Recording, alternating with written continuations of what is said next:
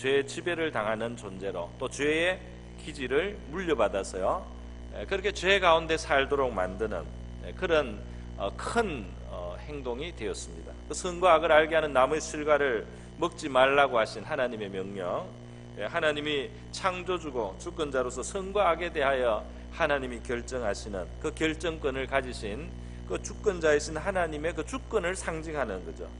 인간은 그 하나님이 주권자라는 것을 인정하기만 하면 다른 모든 면에서 하나님이 주신 수많은 하나님의 모든 것이 자기의 소유와 마찬가지로 그렇게 누릴 수 있고 그것을 즐길 수 있는 그런 너무너무 높은 자리에 있었지만은 마귀의 게임을 받고 말이죠. 그 선을 넘다가 사람이고만 하나님하고 원수가 되는 영혼에 독이 들어오고 그리고 죄인이 되고 그리고 하나님과 이제 상대하는 것이 두려워진 그런 병든 영혼이 되었어요.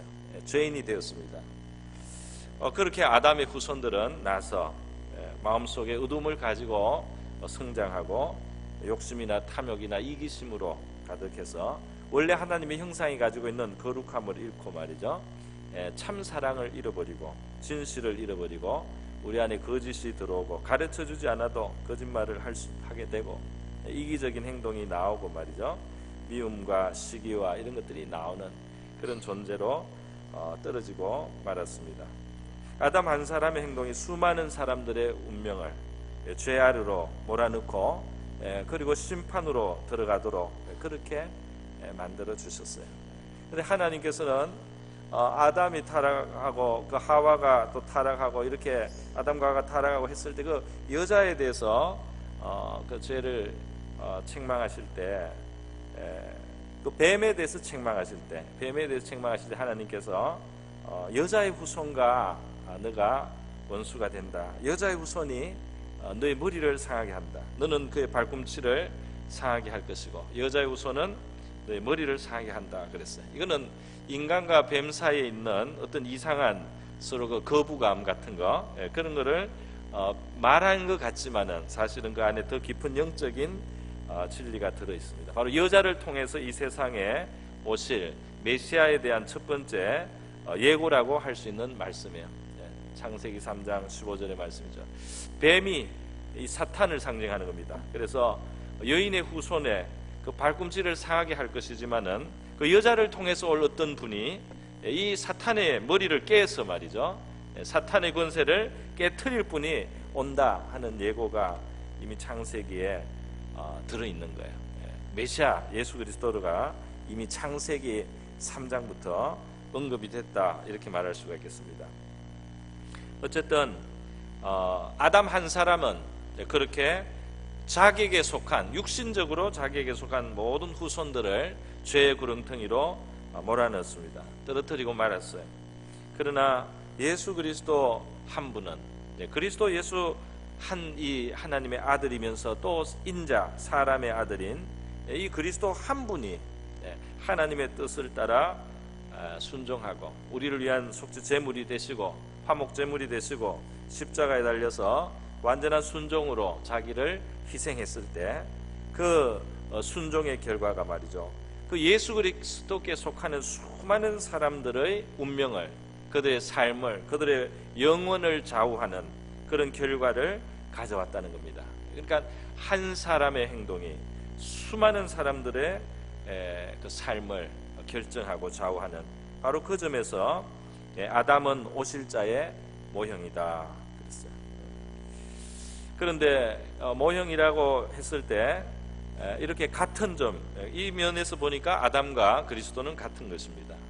그런데 내용을 들여다보면 너무 천지 차이죠. 같지 않는, 오히려 상반되는, 상극되는 내용이 있는 것이죠. 다시 말하면 아담은 자기 행동으로 말미암아 육신적으로 자기에게 속한 수많은 사람들이 정죄당하게 하고 그들에게 사망을 가져오고 그들이 하나님의 진노의 대상이 되게 만드는 그런 잘못된 그런 운명의 결정자가 되었어요.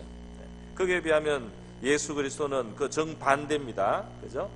예수 그리스도 한 분은 수많은 사람들을 살려내는 것, 또 죄 가운데 정죄받았던 자들을 의롭게 만드는 것, 하나님 앞에 의롭다 하심을 입게 만드는 것, 그렇게 해서 그들이 은혜 가운데 왕노릇하게, 그들이 하나님의 은혜 속에 살면서 은혜 가운데 왕노릇하도록 이렇게 만들어 주셨다는 겁니다. 그러니까 모형은 비슷한 면이 있으면서도 정반대의 그러한 방향으로 그 내용을 가지고 있다, 이렇게 말할 수가 있겠습니다. 그런데 어떻게 해서 이렇게 큰 차이가 있고 이렇게 비슷하면서 이렇게 큰 차이가 있습니까? 아담과 그리스도는 왜 이렇게 큰 차이가 결국 나타납니까? 아담은 불순종을 했고요, 그리스도는 순종을 했다는 차이죠. 아담은 유혹 앞에서, 그 거짓된 그 유혹 앞에서 하나님의 말씀을 넘어서고 그 유혹을 취했고, 그리스도는 하나님이 뜻하시는 하나님의 뜻을 따른 그 순종의 길에서 피와 땀을 쏟으면서 순종의 길을 가셨습니다. 그 순종의 길을 가시기 위해서 예수님께서 겟세마네에서 기도를 하시는데요, 겟세마네에서 기도를 할 때부터 이미 이 핏방울 같이 땀을 흘리시면서 그렇게 피땀을 쏟으시기 시작했습니다. 그러면서 마침내 십자가에 달려서 끝까지 내려오지 않고 그 십자가에서 완전한 제물로 자기를 드리시는 그 순종으로, 그렇게 해서 예수님은 이 아담이 불순종으로 말하면 유혹을 받은 자, 유혹을 받아들인 자가 불러온 그 재앙과 그 불행과 그 사망을, 그것을 벗겨내고 거기에 처해 있는 사람들을 건져내고 구원하고 그들을 살리고 의롭게 만들고 은혜 안에서 왕노릇하게 만드는 그 문을 여신 분 예수 그리스도는 하나님 앞에 피와 땀의 순종을 드렸다는 점에서 바로 차이가 있겠습니다. 그래서 오늘 우리 이 본문 말씀은 우리에게 바로 적용할 내용은 별로 없죠. 이 내용은 그냥 진리를 설명하고 있습니다. 어떻게 한 사람 그리스도의 희생이 인류를 위한 구원의 길이 될 수 있고 수많은 사람들을 구원할 수 있는가, 어떻게 수많은 사람의 죄가 사해지는가, 이렇게 묻는다면 성경이 이렇게 대답하는 것입니다. 인류가 망하고 죄 가운데 들어가고 죄인이 된 것도 결국 한 사람 때문이었다는 겁니다. 한 사람이 문제가 되어서 그 후손들, 육신의 모든 아담의 후손들이 죄 가운데 나고 죄 기질 가운데 살다가 죄 멸망을 당하는 그러한 존재가 되었기 때문에 하나님께서 인류를 구원하는 방법도 한 사람, 하나님 앞에 완전한 순종으로 가는 한 사람, 그 순종을 위해서 죽기까지 갈 수 있는 한 분, 그 한 분을 통해서 그에게 영적으로 속한 자들이 구원에 이를 수 있게 하신 것, 이것이 하나님의 말하자면 구원의 원리인 것입니다. 구원의 논리라고도 말할 수 있겠어요. 한 사람 그리스도가 우리의 죄를 구원한단 말입니까? 한 사람이 어떻게 이렇게 수많은 사람을 구원하는 일을 할 수 있습니까? 물론 사람이기도 하고 하나님이시기도 하죠. 그렇기 때문에 그 효력이 더 놀랍습니다. 그런데 인류의 타락이 한 사람으로 온 것이기 때문에, 죄와 사망의 이 지배가 한 사람으로 불러 들어온 것이기 때문에 한 사람 예수 그리스도를 통해서 구원하시는 이것이 조금도 이상하지도 않고 잘못된 것이 아니고 하나님이 보실 때 합당하고 타당하다. 그래서 우리의 구원은 그리스도께 있단 말이죠. 할렐루야. 적용을 또 구체하자면은 너무 자기 자신에 대해서 주목하지 않아야 되겠네요. 그죠? 우리가 자기 자신이 뭘 했다 안 했다, 이게 너무 거기에 매달려 가지고 자기의 구원을 자기에게 너무 달린 것으로 보지 말고 우리의 구원을 이루는 온전한 원천이 되시고 근원이 되시는 그리스도를 우리가 바라봐야 될 줄 믿습니다. 예수를 깊이 생각하라, 예수를 바라보라, 이렇게 성경이 말하는 것은 이렇게 예수 그리스도 한 사람이, 그 한 분이 이루신 구원이기 때문에 그 구원의 기초에 우리 확실히 서기 위해서 나의 잘하고 못한 것을 보기 전에 이 한 분이 인류를 구원하기 위한 모든 충분한 일을 행하셨다는 사실을 먼저 우리가 믿음으로 받아야 될 줄 믿습니다.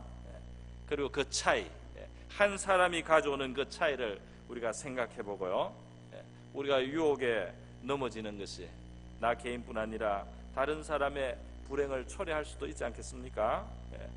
나 자신, 나에게 속한 자들에게 이 불행을 초래할 수 있지 않습니까? 그러나 나 한 사람의 그 순종 속에서 하나님께서는 많은 구원과 많은 좋은 일들을 또 이루실 수도 있다는 그런 모델로서도 우리가 예수님을 생각해 볼 수 있겠습니다.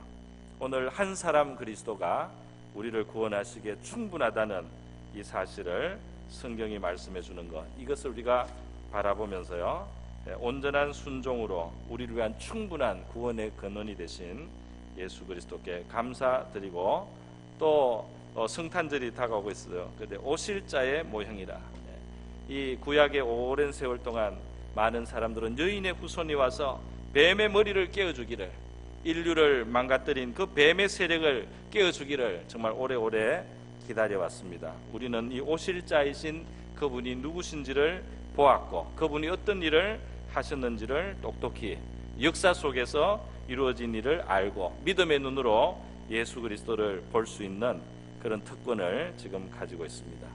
예수 그리스도를 바라보고 구원으로 충분하신 예수님을 인해서 우리 감사드리고 기뻐하는 저와 여러분 될 수 있기를 바랍니다. 우리 다 같이 한번 기도하겠습니다.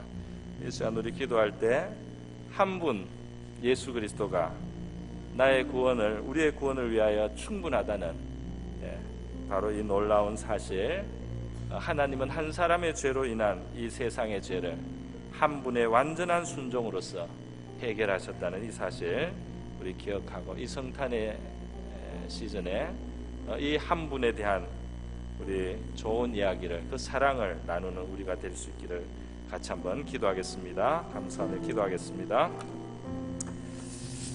하나님 아버지 감사합니다. 오늘 아담은 오실 자의 모형이라 하는 이 말씀, 로마서의 말씀을 생각해 봅니다.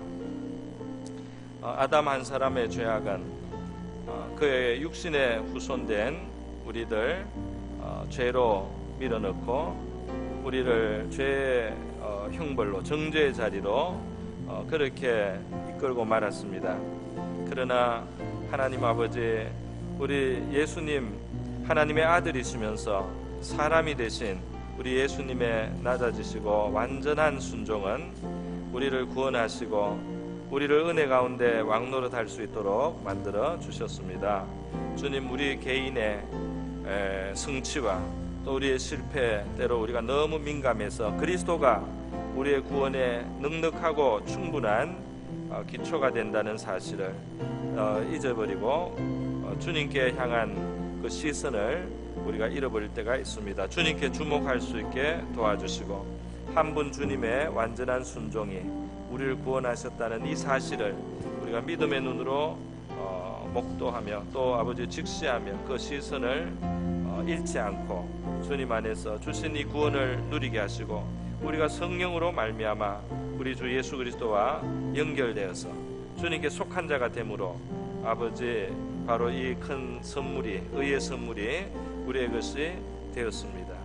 아버지여, 이 복되고 좋은 소식 하나님 우리가 자랑하고 담대하게 이 사랑을 나눌 수 있게 하시고, 하나님의 넓은 사랑을, 주님이 넓은 사랑을 우리가 알려주는 그런 귀한 역할을 감당할 수 있도록 도와주시옵소서.